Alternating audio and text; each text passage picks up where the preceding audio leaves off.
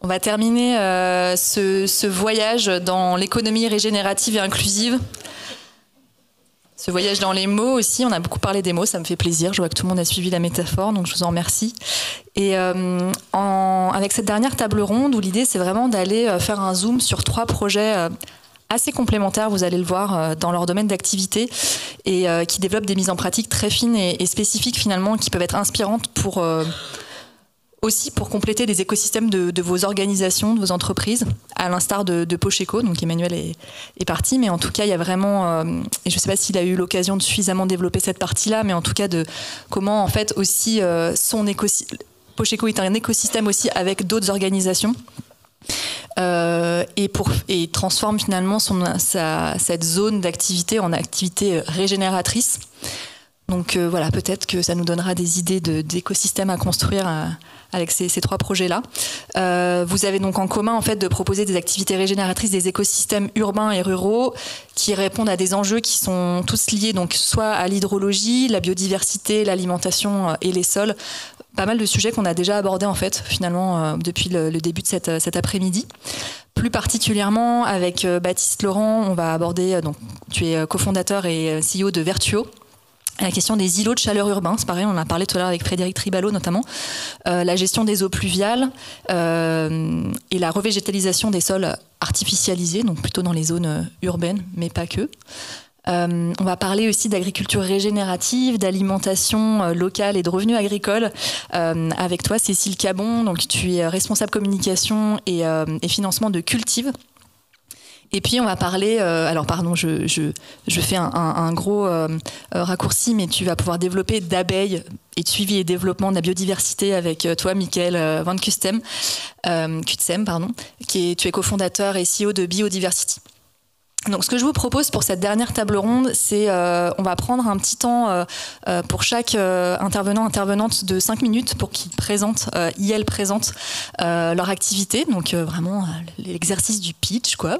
De 5 minutes pour convaincre. Et ensuite, on prendra une petite trentaine de minutes pour approfondir un petit peu les sujets ensemble, tous les 4. Et puis évidemment, on terminera avec vos questions de la salle. Ça vous va comme ça ? Pour essayer de clôturer vers 17h. Non, j'ose plus dire. C'est parti. On n'a pas déterminé d'ordre, c'est vrai. Qui veut commencer ? Je sais pas. C'est dans quel ordre ? Baptiste. Ah oui, bah super. C'est bien fait finalement. Bah, c'est à toi, Baptiste. Tu commences. Ouais. Après, on votera. Sans transition. Et ben bonjour à tous. Donc voilà, nickel, parfait. Déjà, merci pour cette invitation et puis pour cette opportunité de vous présenter. Donc Vertuo. Faut que je me dépêche parce que moi j'ai juste 5 minutes. Donc Vertuo, donc nous on est, vous m'entendez bien, une solution de récupération, de revalorisation des eaux pluviales en ville, à des fins de renaturer, revégétaliser des sols urbains dans lesquels on n'a plus accès à un sol fertile. Donc l'idée, le point de départ vient de mon associé Elodie qui est designer, qui fait beaucoup de bio-inspiration, donc c'est de l'inspiration par le vivant, comment dupliquer des fonctionnements qui existent dans la nature dans des endroits où on n'a plus trop de nature.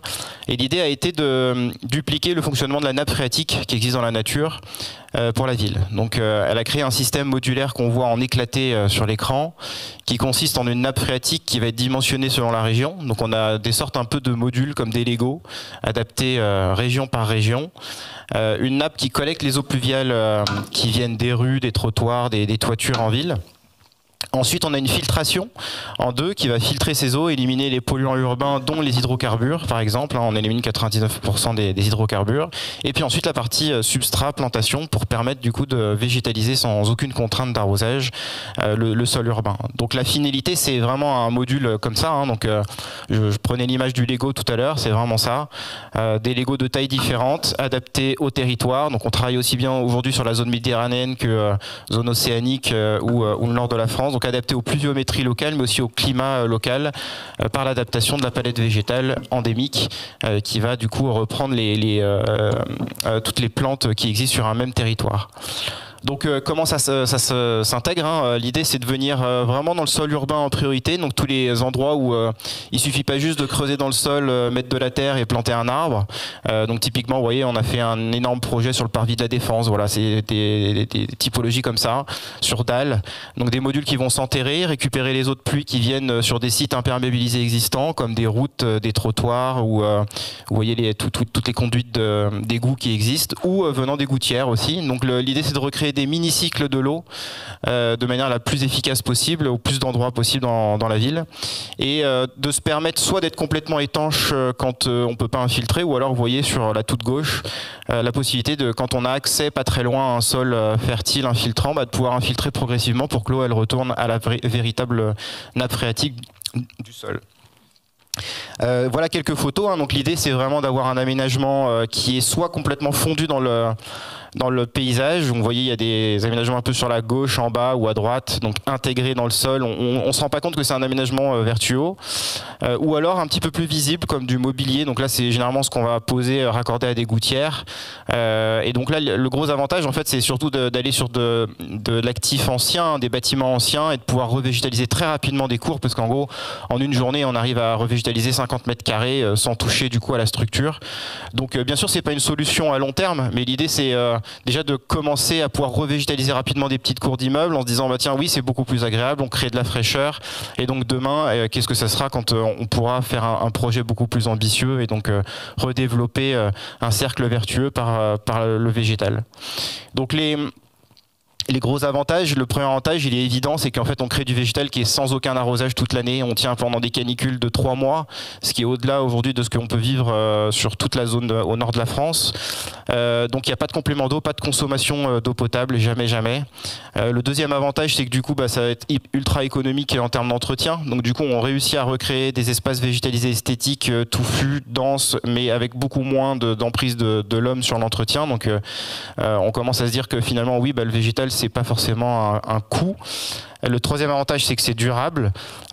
Du coup, on arrive à avoir une énorme durabilité des plantes dans les modules. Donc, on a très peu de pertes. Alors que je ne sais pas si vous savez, mais il y a des stats affolantes. Aujourd'hui, on voit des promesses de planter des arbres, mais grosso modo, il y a 50% de ces arbres qui meurent au bout de 3 ans. Donc, en fait, ça sert à rien de mettre trop d'argent là-dessus. Donc, c'est important de planter, mais que ce soit durable avant tout.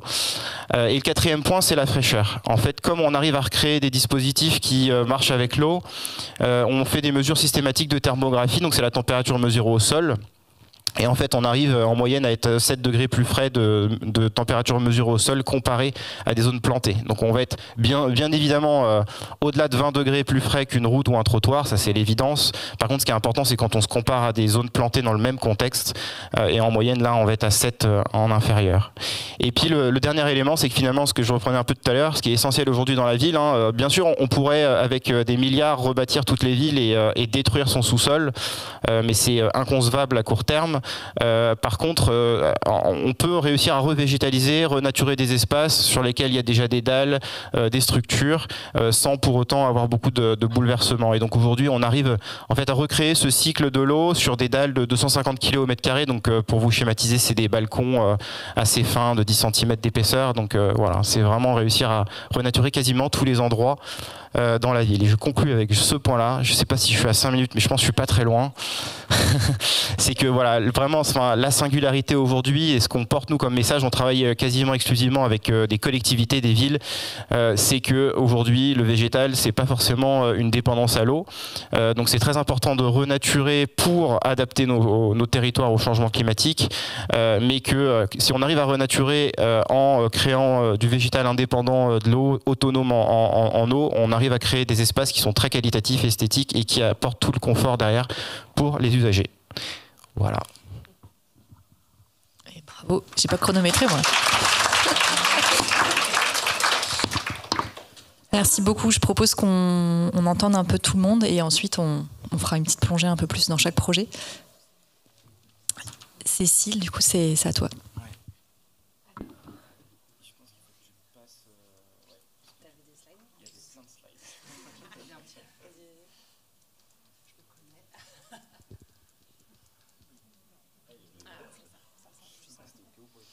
Bonjour à tous et merci, j'en profite aussi pour vous remercier pour l'invitation. Je suis ravie de vous présenter Cultive. Cultive, c'est un projet naissant qui a été fondé en 2022 par Vanessa Correa et Baptiste Saulnier, qui sont tous deux des agriculteurs et des entrepreneurs plus qu'engagés, un couple d'entrepreneurs engagés, dont le point de départ en fait en fondant Cultive, c'était de se dire comment est-ce qu'on arrive aujourd'hui à démontrer qu'il est possible de réellement vivre de son métier en tant que maraîcher aujourd'hui en France, en étant épanoui et dans le respect du vivant. Alors le cahier des charges peut paraître impossible, mais en fait, nous, on pense que c'est possible et c'est même notre raison d'être aujourd'hui chez Cultive.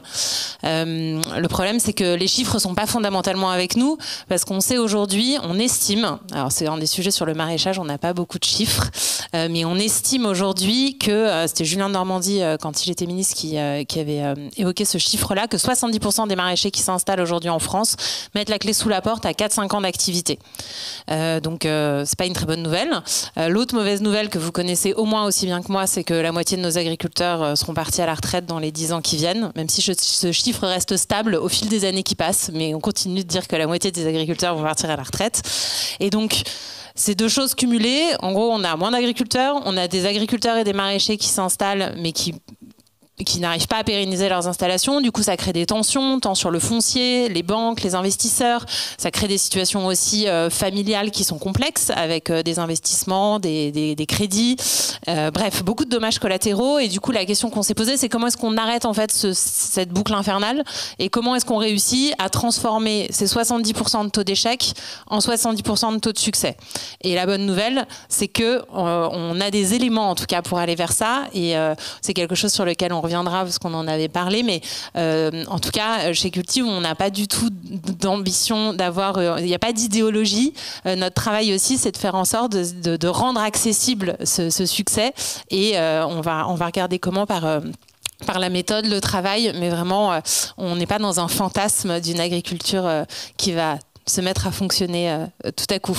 Donc aujourd'hui, notre proposition, elle repose sur 3 piliers: une méthode, un parcours métier et un réseau. Encore une fois, on en a beaucoup parlé cet après-midi, mais avec beaucoup d'humilité aussi, on arrive avec ces éléments-là, parce que quand on travaille avec le vivant, beaucoup d'humilité. Donc la méthode qu'on propose aujourd'hui, quelque part, on n'a rien inventé, parce qu'elle est tout simplement, j'ai envie de dire, inspirée des fondamentaux de l'agroécologie et du bio-intensif. Et le bio-intensif, qu'est-ce que c'est? Même si ce mot est un peu un gros mot, parce qu'il y a intensif dedans. Ça n'est rien d'autre que ce que pratiquaient les maraîchers parisiens de la deuxième partie du 19e siècle sur la ceinture maraîchère de Paris, et qui permettait de nourrir la capitale. Et c'est une méthode qui a été remise au goût du jour par Jean-Martin Fortier au Québec depuis plus de 20 ans, ou encore par Elliott Coleman aux États-Unis, qui ont vraiment œuvré pour remettre au goût du jour ces méthodes et les formaliser, on va dire. Et pourquoi est-ce que ces méthodes, elles nous intéressent? C'est parce qu'elles proposent une triple performance. La première, elle est économique, la seconde, elle est écologique, et la troisième, elle est sociale. Et pour nous, c'est pas un des trois, il faut que les trois fonctionnent pour que la méthode et la proposition fonctionnent. Économiquement profitable, c'est-à-dire que, pour vous donner une idée, sur 1 hectare de maraîchage, on arrive à sortir entre 60 à 70 tonnes de légumes avec une ferme, on va dire, mature. Donc c'est pas la première année qu'on va sortir ça, mais donc du coup ça permet derrière de déployer des chiffres d'affaires qui peuvent avoisiner les 250 000 € sur l'hectare. Donc on commence à parler de chiffres qui sont assez conséquents. Écologiquement bénéfique, c'est qu'on raisonne en système. Donc en fait on va prendre en considération bien sûr les cycles de l'eau, on va prendre en considération le stockage de carbone, la fertilité des sols. On va chercher à monitorer justement tout ça, on en parlait un peu plus tôt, et socialement juste, parce qu'en fait l'humain a été beaucoup oublié dans les j'ai envie de dire modèle, mais j'aime pas trop le mot modèle agricole. Et aujourd'hui, l'idée, c'est de se dire comment est-ce qu'on remet l'humain au cœur. Pourquoi aussi on veut remettre, il faut que ce soit socialement juste, parce qu'en fait, si on veut renouveler nos générations agricoles, il va falloir qu'on embarque des gens qui sont pas nécessairement issus du milieu agricole. Alors ça tombe bien, parce qu'ils sont beaucoup à toquer à la porte des formations agricoles. Mais voilà, il faut qu'on soit désirable sans être idéologique dans notre façon de fonctionner. Donc socialement juste, typiquement, on va proposer une méthode méthode de travail où en fait on va être aux 35 heures lissées sur l'année. Donc du coup, on repense complètement la façon de travailler et ça la rend plus viable avec un équilibre personnel et pro qui est plus pérenne. Ensuite, le parcours métier. Le parcours métier, il est en 4 étapes. Donc il y a de la formation, il y a de la prise d'expérience, il y a de l'installation et la production. Pourquoi est-ce que je vous mets un schéma qui est un peu violent et pas des jolies images, parce qu'en fait c'est 4 étapes qui sont hyper importantes pour nous, dans le sens où le socle c'est la formation. Pour devenir agriculteur, pour devenir maraîcher, il faut être formé, il faut faire ses classes, et ça tout le monde partage, c'est largement partagé. Néanmoins, le constat de Baptiste et Vanessa, c'était de dire beaucoup en sortir de la formation vont directement aller s'installer, et aujourd'hui c'est beaucoup aussi ces gens-là qui reviennent en disant je me suis installé trop vite, j'ai pas pris assez le temps de me former, et du coup comment est-ce qu'on les accompagne avec beaucoup de pratiques, de la prise d'expérience, parce que c'est un métier pour vérifier qu'on a vraiment envie de faire ce métier, qu'on a vraiment envie de s'engager physiquement, financièrement, familialement aussi possiblement, donc de se tester sur du plus long terme. Et ensuite, une de nos convictions, c'est de se dire il faut accompagner à l'installation, il faut accompagner à la production. Et comment est-ce qu'on accompagne? On les lâche pas par la main en fait, on leur lâche pas la main, pardon. Et comment est-ce qu'on les accompagne sur les 5 premières années de production? Parce que s'ils passent le cap des 5 premières années, et ben derrière en fait les 5 prochaines, elles seront beaucoup plus sereines. Donc voilà, l'idée c'est vraiment de poursuivre et de les accompagner sur tout ce parcours métier. Et enfin, et on en a aussi beaucoup parlé aujourd'hui, le réseau, parce qu'on pense qu'on n'y arrivera pas tout seul avec nos petits bras, et qu'on a besoin de fédérer et des acteurs engagés, et c'est aussi pour ça qu'on est là aussi aujourd'hui. Et qu'on est content d'être là. Donc du coup, nous, on essaye de fédérer ce réseau avec des fermes qu'on accompagne déjà, qui sont des fermes partenaires, des alumni que nous aurons bientôt, je dirais, et des experts qui sont avec nous chez les clients, qui interviendront pendant la formation, et un club partenaire, parce que il faut faire les bons choix quand on s'installe, il faut avoir les bons prestataires, les bons partenaires, faire les bons investissements, parce qu'une fois qu'on a acheté une serre Trichapelle qui va coûter plusieurs dizaines de milliers d'euros, on a plutôt intérêt à avoir acheté la bonne. Donc voilà, l'idée c'est vraiment de pouvoir proposer la meilleure qualité de service et aussi d'offres financières sur le marché aux alumni et à toutes les personnes de notre réseau. Et pour finir, Cultive, c'était aussi pour vous montrer tous ceux qui ne sont pas là avec moi aujourd'hui. Donc c'est une équipe engagée qui a grandi ces 2 dernières années. C'est une formation qui commence dès novembre 2024. Donc on va lancer la première session de formation Cultive sur notre campus pas très loin d'ici. Donc les candidatures sont ouvertes s'il y a des futurs maraîchers dans la salle ou que vous en connaissez. Et ensuite, pour vous donner aussi un objectif pour vous donner des perspectives aussi qu'on se fixe, voilà, à 2033, on a un objectif de 1600 apprenants formés et plus de 600 fermes installées. Donc il y a aussi l'idée de ce réseau-là de se déployer rapidement, parce qu'en fait, il y a un enjeu de renouvellement et d'installation rapide pour parler voilà, pour conclure. J'ai trop parlé. Non, c'était parfait. Merci beaucoup.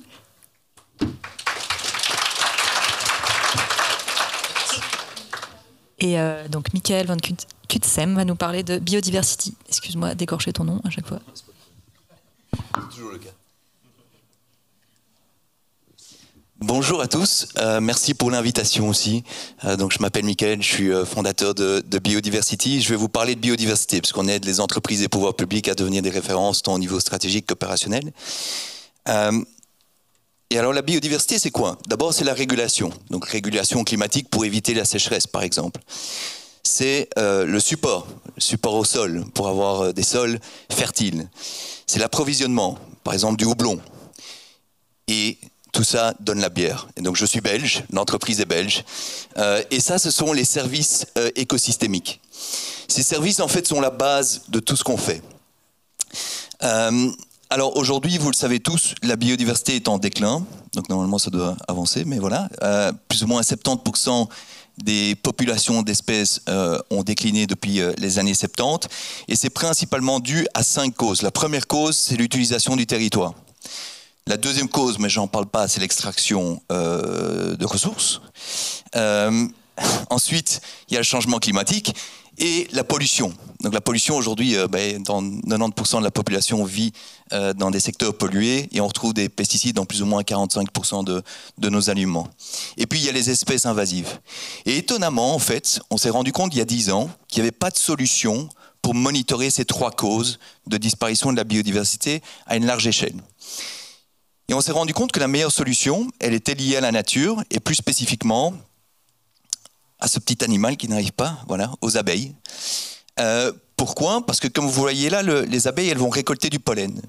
Et donc, nous, on les voit comme des petits drones naturels qui couvrent des zones relativement importantes. Donc, on peut être à l'échelle d'une parcelle avec des abeilles sauvages ou à l'échelle de 700 hectares avec des abeilles domestiques. Donc, c'est 1,5 km. Et elles vont visiter des milliards de fleurs dont elles ramènent du pollen. Qu'est-ce qu'on fait avec ce pollen? On le récupère. Pourquoi? Parce qu'il contient l'ADN des plantes et il fixe les polluants de l'air et du sol. Et donc, à travers le pollen, en fait, on peut voir tout ce qu'il y a comme polluants agricoles, industriels et toute la diversité végétale qui contient du pollen. Et sur cette base-là, on trace l'origine des problématiques en termes de pollution, à quel moment il y a des carences en matière de biodiversité. Et évidemment, on propose des actions pour que les gens puissent améliorer la situation. Donc, par exemple, c'est ce qui nous a permis de changer l'agriculture à l'échelle de régions, de changer des process industriels, de changer la manière dont des villes aménagent le territoire pour avoir des augmentations. Par exemple, ici vous allez voir à Paris, donc ça c'est des chiffres de plusieurs zones à Paris. En 3 ans de temps, on a quadruplé le nombre d'espèces végétales. Et on s'est rendu compte que les JO avaient quelque chose de bon quand même, hein, et donc ils ont planté et ça a eu cet impact.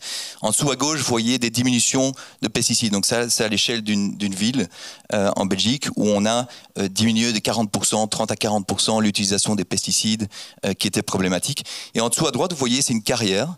Et là, on a pu calculer la contribution de la carrière à l'échelle du territoire. Et on est passé de 30% de contribution, ça veut dire que les espèces végétales qu'on retrouvait sur ces 700 hectares provenaient à concurrence de 30% de la carrière.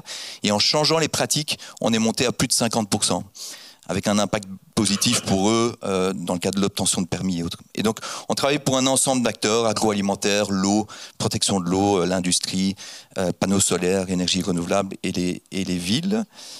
Voilà. Et donc, on est aujourd'hui, j'ai du mal avec ce... on est sur plus de 100 000 hectares, dans plus de 20 pays, et on est devenu le plus gros employeur au monde aujourd'hui avec 30 millions d'abeilles qui travaillent pour nous à travers le monde, et on est en train d'essayer de développer des plateformes aujourd'hui parce qu'on a beaucoup de données pour rendre ces données plus accessibles, parce qu'on se rend compte que quand les gens ont la donnée et un peu de conseils, eh bien c'est plus facile pour eux d'agir correctement et de manière ciblée, et donc on essaie de construire ça pour rendre cette donnée beaucoup plus accessible. Merci. Merci beaucoup. Je voudrais te mettre en garde quand même, Mickaël, parce que ici à Nantes, il y a un projet qui s'appelle l'International des rivières, où en fait il y a quelqu'un qui s'appelle Camille de Toledo qui travaille sur justement, et si on dotait de droits les entités autres qu'humaines qui nous rendent des services, comme on dit, écosystémiques, qu'est-ce que ça donnerait si elles nous réclamaient des droits? Je pense que ça va te coûter très cher. Ça me coûterait très cher, de fait. Mais c'est pas tout à fait vrai, parce qu'on paye en fait donc tous les apiculteurs, etc. Et les abeilles en moyenne, donc il y a 30% de déclin des colonies d'abeilles en Europe, et sur nos projets, il y a moins de 5%. Donc en tout cas, il y a un bénéfice en termes de santé des abeilles, donc ce qui est déjà bien. Une taquinerie. Mais ouais, bien répondu. Ben merci pour ces plongées là dans 3 univers différents, mais pas tant que ça. J'aimerais bien revenir un petit peu sur ton projet, Baptiste, parce que toi tu nous parles d'hydrologie et tu le lies à la végétalisation des villes. On a vu que c'est un enjeu effectivement, et ça relie un peu aussi l'enjeu du ménagement des territoires et la loi. Alors il faut le dire très lentement pour être serein, 0 artificialisation nette. Et du coup, je trouve que ce que tu proposes finalement, c'est un peu une réponse à ça, qui peut, en tout cas, qui est une étape. Dans ta présentation, à un moment, tu as dit l'idée, ce serait aussi d'aller encore plus loin. Et qu'est-ce que ce serait aller encore plus loin finalement pour toi dans cette boucle vertueuse de récupération des eaux de pluie, de la filtration, ensuite de la remettre pour végétaliser au service de la végétalisation des espaces. Comment tu vois les choses? Comment on pourrait justement encore développer cette idée-là? En fait, c'est vrai que nous, l'idée c'est de commencer à recréer un cycle un cycle qui est simple sur la base de l'eau de pluie. Mais après, je pense que dans la ville, enfin, on voit les eaux, il y en a partout. Et en fait, aujourd'hui, il y a différents. D'ailleurs, enfin, on traite ces eaux selon d'ailleurs une couleur en fonction de leur niveau de pollution. Il y a les eaux grises, il y a les eaux noires. Et aujourd'hui, il y a pas mal de réglementations autour de ces eaux-là. Et donc, enfin, je pense que nous, en tout cas, la vision que l'on a, c'est d'essayer de plus en plus de se rapprocher d'une vision d'un bâtiment cycle, d'une rue cycle, d'une ville cycle. C'est-à-dire que nous, on a commencé par la brique la plus simple à mettre en œuvre, en se disant que la pluie, elle était vue comme un déchet avant. Il fallait vite l'éliminer, l'envoyer dans un avaloir et l'envoyer dans l'usine qui allait la traiter pour la remettre dans nos robinets. C'est quand même le schéma. Donc nous, on s'est dit, bah non, en fait, l'eau de pluie, si elle se mélange pas avec d'autres eaux, déjà on peut en tirer de la valeur. Et je pense que ça, petit à petit, il faut qu'on essaye de le dupliquer sur tout un tas d'autres choses, parce que quand vous regardez partout où vous vivez, à l'échelle de votre rue, on peut recréer un écosystème complètement circulaire et autonome. En réutilisant les eaux grises venant des maisons, on peut renettoyer par exemple les rues, et ensuite que ces eaux-là, elles puissent être filtrées et alimenter les végétaux, les arbres de la rue, et in fine s'infiltrer dans le sol. Enfin voilà, il y a plein de cycles comme ça qu'on peut recréer. Donc ça, je pense qu'il faut qu'on se rapproche de ça. Dans nos discussions, on avait parlé aussi de la technologie en fait que vous utilisiez pour justement récupérer ces bacs en fait qui sont aujourd'hui des bacs que vous avez choisi de faire dans un matériau qu'on connaît et qui existe aujourd'hui, qui est le béton, et qui peut être dupliqué rapidement. Et en fait, dans nos discussions, on s'était dit en fait, ce serait quoi en fait la suite de ça, et pourquoi vous êtes parti de ce constat-là. Voilà, je te laisse nous raconter un petit peu ce que tu m'as dit la dernière fois. Oui, parce que alors il faut savoir que, enfin voilà, nous on est tous portés par notre mission d'entreprise, donc chez Vertuo. Nous on est une petite dizaine dans l'équipe, et en fait notre vision c'est d'apporter des solutions qui soient donc économiquement viables, scalables, et qui permettent du coup d'apporter une nouvelle vision environnementale dans la ville. Donc évidemment au début quand on veut innover, et surtout dans la ville, on arrive, il existe tout un tas de normes, vous le savez, comme n'importe quel marché. Donc du coup, on peut pas créer un produit qui va s'installer dans la rue et avec un nouveau matériau, un nouveau procédé, des nouveaux usages, ça marcherait pas. Donc du coup, l'idée, c'est que nous, on a voulu s'insérer dans la réglementation donc de la voirie en France. Donc forcément, au début, faut utiliser des matériaux qui existent, qui sont normés. Donc on a commencé par faire nos modules en béton. Ensuite, on a commencé à tester des bétons qui sont décarbonés et sur lesquels on a fait des tests de résistance. Pourquoi le béton ? Parce qu'en fait c'est le seul produit aujourd'hui qui résiste à des contraintes de choc et qui sont autorisés en bordure de voie tout simplement. Donc on a déjà par rapport à la première version de 2020, on a baissé de 30% notre poids carbone en changeant du coup des agrégats et du ciment. Et en fait, on va tout le temps être sur cette voie-là. Petit à petit, notre idée, c'est de réussir à avoir même en fait un bilan carbone négatif in fine, parce que si on arrive à créer un système planté qui produit suffisamment de matière organique et qui en plus utilise peu de matière initialement, on a vraiment quelque chose qui est favorable. Donc l'idée, c'est de tendre vers ça, mais en fait d'accompagner aussi les normes et les réglementations par la preuve, par l'exemple. Merci pour ça, ça me fait penser, je ne sais pas si je t'avais posé cette question-là, mais waouh. D'un coup, c'est... Ok. Ah oui.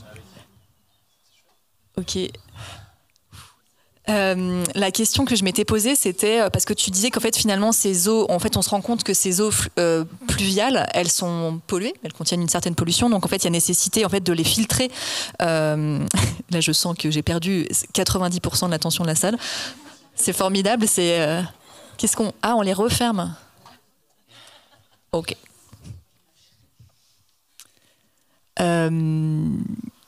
J'ai pas le talent d'Emmanuel du coup pour c'est la fatigue qui arrive. Non, la question que je me posais, c'était finalement la végétalisation. Est-ce que ça pourrait être une végétalisation comestible ? Et là, je sais pas, je pense un peu à ma voisine de droite. Est-ce que c'est des questions que vous vous êtes posées, ou est-ce qu'aujourd'hui l'eau qu'on récupère, elle est trop polluée pour pouvoir justement la remettre dans des plantations de ce type ? Non, en fait, oui, ça va être projet par projet et en fait, on peut le faire déjà. On l'a fait pendant des écoles où on installe ces systèmes-là et puis il y a un système productif. Alors, la seule différence, c'est que du coup, il faut tester la qualité de l'eau en amont parce que ça dépend des surfaces de ruissellement.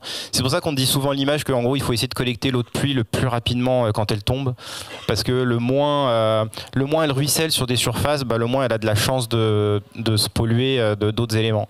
Donc en fait, aujourd'hui, il y a tout un tas de choses. Enfin, par exemple, donc nous, on est basé à Paris. À Paris, il y a tout un tas de toitures en plomb par exemple, donc dès qu'on a ce type d'eau qu'on récupère, faut surtout pas produire derrière, mais il y a tout un tas de matériaux et même on parlait tout à l'heure des huiles, des hydrocarbures, des choses comme ça, donc en fait ouais, voilà, on va faire du test et oui, aujourd'hui on peut faire du productif, heureusement, et d'ailleurs je crois que dans le maraîchage on le fait de manière déjà très poussée en fait, la récupération d'eau de pluie et l'irrigation par eau de pluie. Oui, non, j'avais envie de faire du lien entre sur cette dernière table ronde et je proposais à chacun et chacune de poser une question à l'une des trois équipes représentées. Donc, est-ce que tu aurais enfin, je sais pas, j'ai l'impression que tu avais envie de répondre là-dessus. Mais non, j'allais répondre sur le point de l'eau et en disant que oui, on récupérait l'eau et que je crois qu'en maraîchage, quand tu fais du maraîchage en proximité de ville, t'as aussi, tu dois tester les premiers légumes que tu sors pour vérifier qu'ils ne sont pas porteurs d'autres choses que de super protéines. Vitamines. Est-ce que tu aurais une autre question à poser soit à Mickaël ou Cécile? Plein de questions. Avec mon travail. Du coup, ouais, Mickaël, du coup, je me demandais si par exemple tu avais un système qui permettait de venir se mettre sur n'importe quelle ruche, en gros, une sorte de plug que du coup tu pourrais diffuser ultra rapidement partout dans le monde, quoi, c'est ça ou Oui, alors aujourd'hui, avec le système d'abeilles domestiques, on travaille avec un système de collecte du pollen et on doit l'analyser en laboratoire, mais on est en train d'essayer de développer, ça fait 3 ans qu'on est dessus, un système d'imagerie où on va pouvoir identifier les problématiques en termes de biodiversité à travers de l'imagerie. Et ça, on le fait déjà avec l'abeille sauvage, en regardant justement le taux d'occupation des dispositifs liés aux abeilles sauvages, on va pouvoir dans un an et demi, donner des indications sur les problématiques en termes d'écosystème. Donc le but est d'aller vers des solutions, comme tu dis, qui ne nécessitent pas d'être sur site et autres, et qui sont complètement automatisées. Mais bon, voilà, ça demande un peu de recherche, quoi. Justement, Mickaël, j'avais envie d'aller un peu plus loin sur ce que tu nous as présenté là, parce qu'il y avait, c'est assez complexe finalement ce que vous avez mis en place et ça fait quelques années que vous développez ce projet. En fait, ce que je comprends, c'est que votre modèle, il permet de récolter un très très grand nombre de données en fait, et en plus des données inédites. Il y a des choses qu'on n'avait pas récoltées jusqu'à présent, donc des données scientifiques pour le compte de vos clients, mais en fait, ce faisant, en fait, vous constituez des bases de données en fait très riches pour mieux comprendre l'évolution de la biodiversité sur les territoires et l'impact finalement aussi des activités humaines qui sont corrélées. Et comment, je sais que vous avez des projets là-dessus, mais comment vous envisagez de partager ces données aujourd'hui de manière plus large que dans le cadre de vos contrats, et quel besoin, parce qu'on se rend compte que c'est d'utilité publique quelque part, c'est vous remplissez un rôle en fait sur la recherche scientifique qui est vraiment primordial, et quel besoin en fait de collaboration pour y avoir aussi à l'échelle d'un territoire pour aller encore plus loin finalement dans la récolte de ces données, mais aussi analyser l'impact de la biodiversité sur les territoires par les pratiques. Est-ce que alors, sur la première question, donc au niveau du partage, je suis filmé, donc je vais dire, on a 2 types de clients. Des types de clients un peu plus visionnaires que d'autres, qui sont prêts à partager toutes les données. Donc, on a même des entreprises dans l'industrie qui ont des polluants assez importants. Ils vont partager les données, peu importe, même si c'est négatif, parce qu'à côté, il y a aussi des pesticides, d'autres choses, et ils vont dire, travaillons tous ensemble, et d'ailleurs, on va le financer pour qu'au niveau du territoire, on va faire changer les choses. Et donc ça, il y a pas mal d'entreprises qui sont dans cette dynamique d'ancrage territorial. Et puis, il y a celles qui sont un peu moins innovantes ou visionnaires, qui disent non, c'est confidentiel. Alors là, on agrège la donnée. On a été voir l'Europe, par exemple, pour les pesticides, parce qu'on a des données dont personne n'est au courant. Bon, l'Europe n'a pas voulu avoir les données, ou en tout cas n'a pas voulu les regarder vraiment. Donc on s'est dit, faisons une plateforme d'intelligence artificielle, on met nos données dedans, et avec ça on va pouvoir prédire des risques en matière de pesticides ou de biodiversité. Ça fonctionne déjà sur les pesticides, et ça fonctionnera d'ici peu sur la biodiversité. Et donc c'est à travers de l'intelligence artificielle qu'on veut rendre cette donnée accessible à un plus grand nombre de parties prenantes. Et au niveau du besoin, comment faire en sorte que tout le monde puisse avoir accès à cette donnée? En fait, au niveau opérationnel, c'est assez simple. Si on s'appuie sur les apiculteurs, par exemple, avec cette solution-là, il y a des apiculteurs partout dans le monde. Et donc, c'est très simple de les engager. Le problème, c'est de payer. Et donc, ça coûte pas nécessairement super cher, mais évidemment, l'apiculteur, il nous dit, moi, je sais pas le payer. Ça bénéficie à l'agriculteur, ça bénéficie à la qualité de l'air aux citoyens, ça bénéficie à la municipalité. Quand on va voir la municipalité, il nous dit, ah, c'est innovant, c'est pas des choses qu'on fait souvent, c'est des appels d'offres complexes, donc ça, on fait pas. Donc, en fait, il faudrait des pocheco dans tous les villages. Qui payent et donc on essaye à travers les entreprises de faire financer ce genre de projet. Ça fonctionne à l'échelle de territoire, mais idéalement, et c'est là-dessus qu'on travaille, c'est pas simple, c'est de trouver des modèles de financement hybride où on dit voilà aux apiculteurs, vous nous envoyez du pollen, on a de la donnée partout en Europe, on partage cette donnée à l'Europe, au gouvernement et autres, et là on change vraiment la donne à l'échelle d'un pays et pas juste de zones spécifiques. Mais pour ça, il faut des modes de financement hybrides. Et s'il y a des gens qui ont des idées, on est ravis de l'entendre. A priori, oui. Et dernière question là-dessus, justement, est-ce que tu as observé, parce que vous êtes implanté dans plusieurs pays, des différences suivant les zones sur lesquelles vous êtes implanté? Oui, alors je vais être chauvin, même si je ne suis pas français. Belgique. Mais non, la France est clairement plus avancée, donc ça, c'est un scoop. L'Angleterre aussi, donc France et Angleterre sont vachement avancés. Par rapport à d'autres pays sur le sujet. Si on compare par exemple aux États-Unis, il y a 2 ans, ils nous disaient nous, les pesticides, il n'y a pas de réglementation. En Europe, vous en avez. Nous, ça nous est égal. Par contre, là maintenant qu'il y a des réglementations à l'échelle internationale en matière de biodiversité grâce à l'Europe, ou en tout cas des canevas que les entreprises vont devoir suivre, là on voit par exemple que les États-Unis sont en train d'accélérer fortement sur le sujet. Donc j'ai bon espoir, il y a 5 ans je me disais ok c'est mort. Aujourd'hui j'ai bon espoir qu'à l'échelle internationale, en tout cas les entreprises, les grosses au début, agissent vraiment sur le sujet. Mais clairement la France a été précurseur sur la thématique. Intéressant. Et est-ce que tu aurais une question à poser à Baptiste ou à Cécile? Je vais la poser à Cécile. Alors, nous on a... La difficulté, c'est de faire changer les comportements, je trouve. Donc, durant le Covid, moi, ce qui m'a marqué, c'est que quand la courbe de mortalité augmentait, on s'embrassait plus, et dès qu'elle descend, tout le monde s'embrasse. Et parfois, j'ai pas envie d'attendre la mortalité pour changer la partie biodiversité ou agriculture. Et je me dis, tiens, est-ce que vous avez trouvé des solutions pour arriver à faire changer ces comportements, pour convaincre les agriculteurs, les municipalités ou d'autres? Voilà, comment vous faites? Vaste question. Je te ferai peut-être une réponse un peu à la Emmanuel. Notre maître à tous.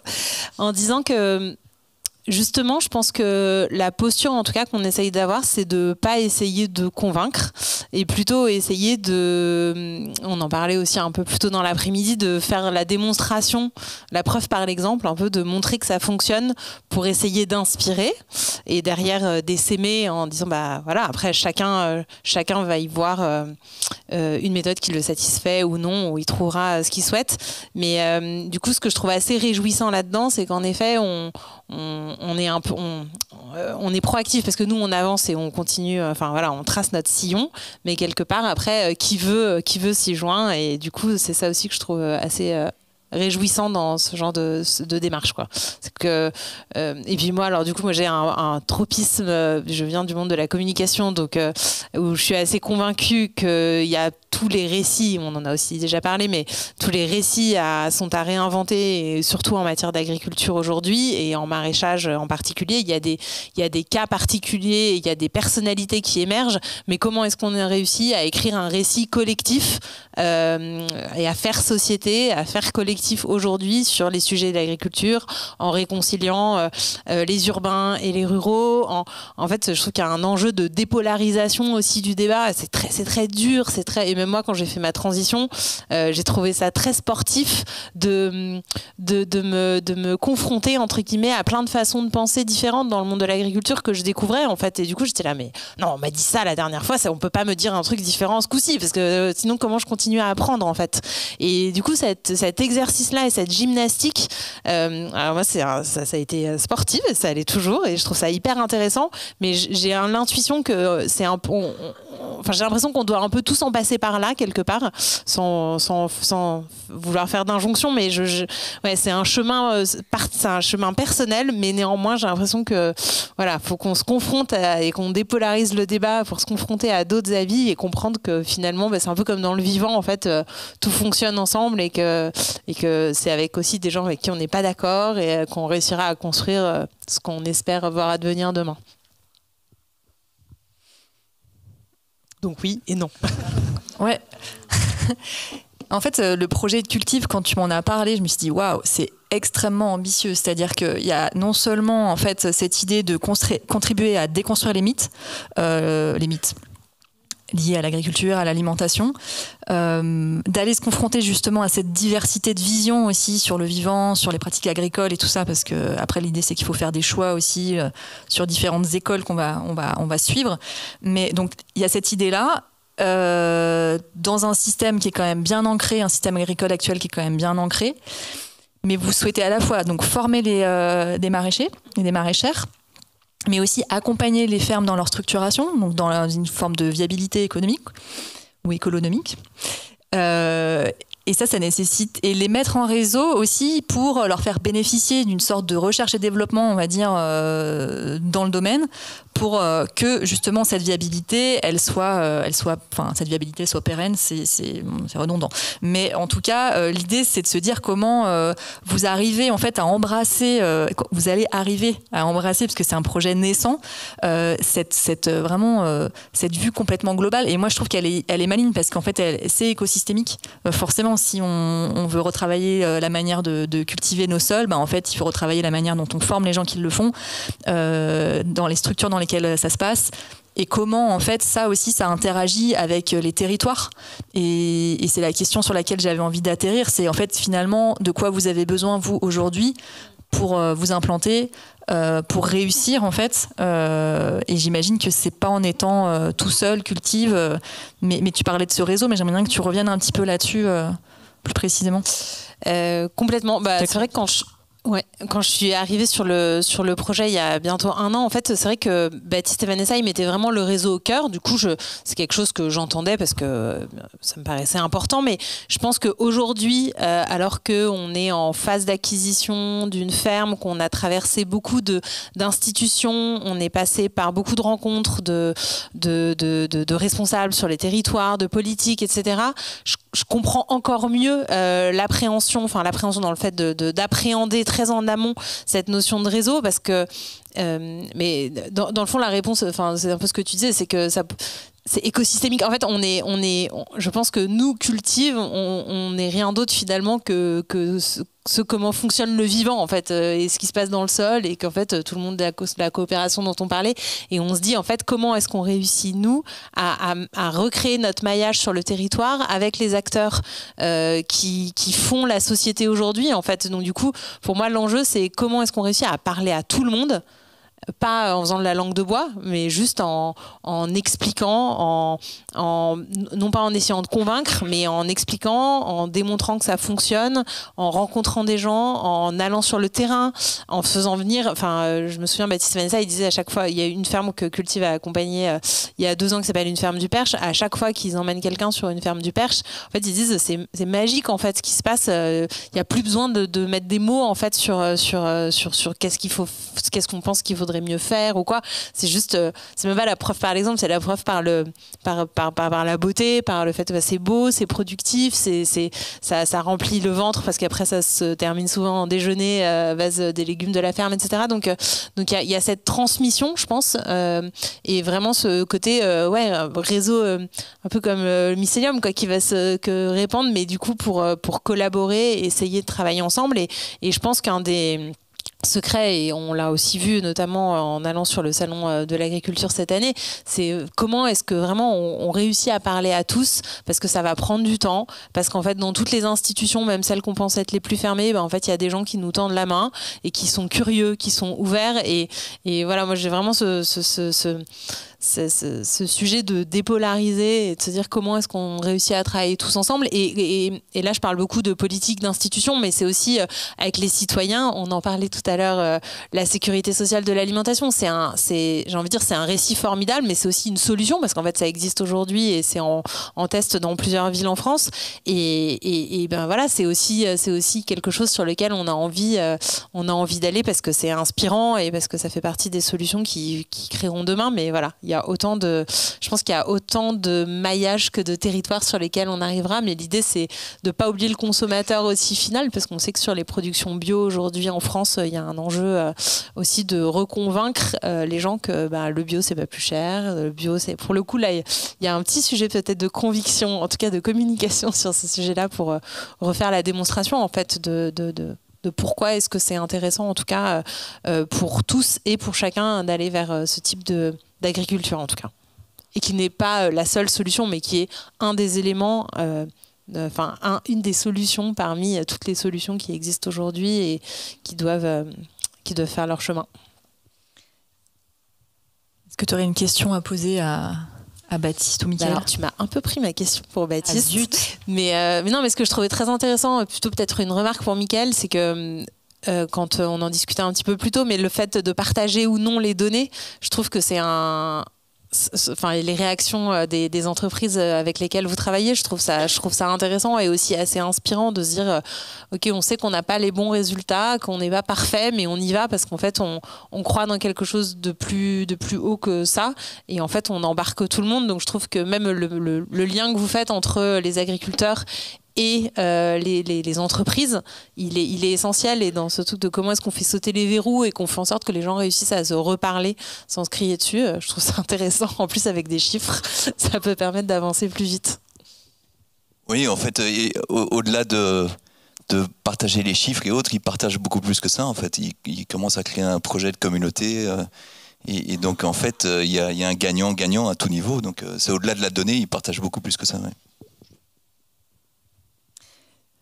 Merci à vous trois. Je propose qu'on prenne le temps là pour les questions de la salle aussi.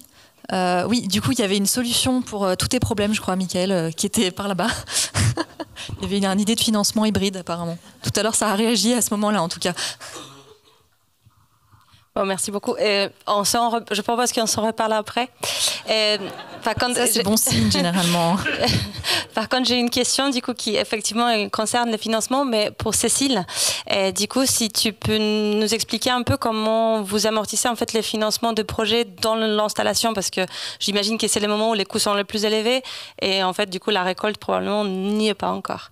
Donc voilà, si tu peux juste expliquer comment tu finances. Tout à fait. Alors du coup, sur les projets, alors nous là, on est en train de monter on va monter dans les mois qui viennent notre ferme, et en gros alors déjà pour financer les fermes, donc c'est des fermes sur lesquelles comme on est sur des petites surfaces, on est sur des fermes des modules de 5 hectares avec 1 hectare de maraîchage. On optimise au maximum les investissements initiaux, donc on essaye d'aller chercher des investissements plutôt plus bas. Et ensuite, du coup, c'est ma deuxième casquette moi chez Cultive. Je travaille sur comment est-ce qu'on va chercher des financements. Donc là, je travaille notamment sur les financements publics. Donc il y a des aides, que ce soit de l'Europe, du coup qui redescendent chez les régions, mais qui peuvent nous permettre de financer en partie, on va dire, entre 20 et 30% des fermes. Je suis encore sur les dossiers, j'ai pas encore vu la couleur à la fin, mais en tout cas la projection c'est celle-ci, et on sait que ça devrait fonctionner comme ça. Donc il y a un gros volet comme ça, et ensuite les fermes on les monte aussi par étapes. L'idée c'est pas de tout investir au début, mais d'être progressif, d'être raisonnable aussi, et de se dire que on calibre aussi les projets en fonction des moyens et des investissements que les porteurs de projets ont envie de faire.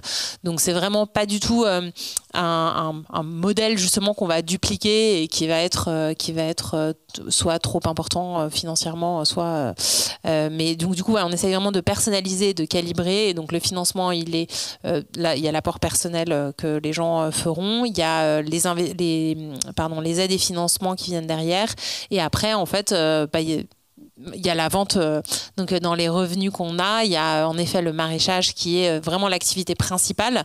Et après, sur les fermes, on cherche aussi à faire de la diversification pour pas mettre tous nos œufs dans le même panier. Et donc, du coup, il y a aussi du petit fruit, du verger, il y a des poules pondeuses, mais à petite échelle pour que ça soit pas une usine à gaz qui permet aussi de dégager des revenus complémentaires sans une charge de travail trop conséquente. Donc voilà, on essaye de diversifier au maximum, mais en restant néanmoins, en tout cas à aujourd'hui, parce que tout peut être amené à évoluer aussi par la suite, mais sur un modèle agricole. Je veux dire, pour l'instant, on ne se dit pas qu'on va faire de l'hébergement ou quoi en diversification de modèle. On est vraiment sur prouver qu'on arrive à vivre de son métier d'agriculteur en restant agriculteur chaque jour. Merci. Une autre question? Du coup, je dirais pareil, on s'en reparle après. Super. Oui, il y a une question devant. Tout devant.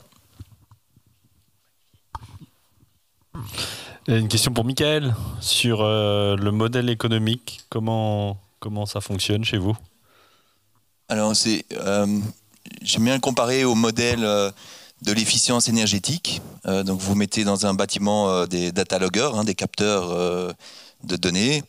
Et puis, vous avez des données sur une plateforme qui vous disent voilà les problématiques et puis des conseils dans l'amélioration. Et vous payez un forfait. Donc ça, c'est un modèle. Donc nous, nos capteurs, ce sont les abeilles. Et puis, il y a une plateforme derrière qui donne toutes les données. Et autres. Et alors, ce qu'on essaie de mettre en place, mais c'est pas facile avec les entreprises, c'est d'être payé sur l'impact positif. Et donc, on a les données. Après, on peut vous dire exactement ce que vous devez mettre en place, soit un process industriel pour diminuer les polluants, soit aménager pour la biodiversité et autres, et d'être payé sur l'amélioration. Mais je ne sais pas pourquoi les entreprises, elles aiment bien travailler en budget, et donc elles n'aiment pas le variable. Donc on a proposé ça à beaucoup d'entreprises et ça n'a jamais pris. Donc voilà. Est-ce qu'on a encore une autre question? Oui, juste derrière toi, Claire. Ouais. Bonjour, c'est un peu un rebond sur la question précédente. Est-ce que vous avez identifié justement des cas où finalement, pour le même collecte de données ou le même nombre d'abeilles, en fait, la valeur créée ou l'impact potentiel sur l'entreprise, si elle change quelque chose, est beaucoup plus élevé? C'est quoi un peu le top 3 de vos usages, soit des industries, soit des cas très concrets? Ouais, alors, ici, il y a eu un sujet en France sur, par exemple, la production d'eau et le risque pesticide. Et donc les producteurs d'eau, par exemple, avant, ils testaient l'eau pour voir s'il y avait des pesticides. Mais ça peut prendre des années, enfin des mois ou des années, pour que les pesticides atteignent la nappe phréatique. Donc le risque, il est élevé sur les 10, 15, 20 ou 50 prochaines années. Et nous, on moniteur en amont et on leur dit, attention, vous avez un risque dans tel type de durée d'avoir ces pesticides. Donc ça, c'est un cas où pour eux, évidemment, il y a un risque de devoir complètement arrêter une activité. Et puis vous avez de l'immobilier où le besoin, c'est de démontrer qu'ils ont un impact positif de plus en plus. Et donc avec nos données, ils peuvent montrer cet impact positif et puis sécuriser des terrains. Pour autant, évidemment, on travaille avec eux, pour autant qu'ils s'engagent à avoir un impact positif. Mais donc voilà, il y a plein de cas différents en fait. Est-ce qu'on a une dernière question éventuellement? Oui. Bonjour, du coup, c'est pour Baptiste. Pareil, même principe. Non. Donc tu disais que pour l'instant vous travaillez d'abord sur des bacs pour des plantes, mais que vous pouviez travailler plus largement. Je sais qu'en Belgique, sauf erreur de ma part, à chaque nouvelle construction neuve, il est demandé de prévoir la récupération des eaux de pluie, ce qui n'est pas du tout le cas en France, ce qui me semble un peu une hérésie à l'heure actuelle. Et même si on veut le faire, on ne peut pas le faire, on ne peut pas récupérer l'eau de pluie dans tous les bâtiments. Est-ce que vous envisagez aussi de travailler sur les récupérations d'eau de pluie en général, ou c'est plus sur le mobilier urbain et la végétalisation des... Oui, alors on travaille on travaille de manière générale sur la récupération d'eau de pluie. Après, c'est plus des histoires de volumétrie de projets, parce que comme bien sûr nous, on existe depuis 2020, donc on a besoin d'avoir plutôt des gros projets plutôt que d'adresser par exemple le particulier où on risquerait de se disperser. Donc du coup, on travaille par exemple pour des promoteurs immobiliers sur des bâtiments où on essaye du coup de faire cette récupération à l'échelle de l'immeuble, ou alors avec des villes où on va travailler à l'échelle du coup du quartier et de la rue. Voilà, donc pour y répondre. Et après, par rapport à votre question, ouais, c'est vrai qu'en France, on a beaucoup siloté, c'est un peu notre défaut, tous les flux, et y compris l'eau. Et du coup, c'est pour ça que l'eau pluviale va être complètement différente des eaux grises qui vont sortir de la maison. Et aujourd'hui, dans tous les textes, c'est hérité, c'est encore comme ça, quoi. Donc c'est pour ça qu'on n'a pas, il n'y a pas de ces obligations-là encore de faire du recyclage. Mais par contre, il y a une réglementation qui oblige de faire des débits limités, et c'est là où nous on intervient, parce que quand on construit une nouvelle maison ou un nouvel immeuble, on n'a pas le droit de relâcher autant d'eau qu'on veut sur l'espace public, enfin dans le réseau public. On est obligé de limiter, d'avoir un débit limité, donc ça se calcule au litre par hectare par seconde, et c'est pour ça du coup que là on peut intervenir sur des constructions neuves par exemple. Merci. Eh ben, je crois qu'on arrive au terme de cette troisième et dernière table ronde. Je voulais vraiment vous remercier tous les trois pour la présentation de vos projets et pour tout l'espoir que ça représente aussi, et les projets de collaboration aussi qui peuvent naître. Merci infiniment.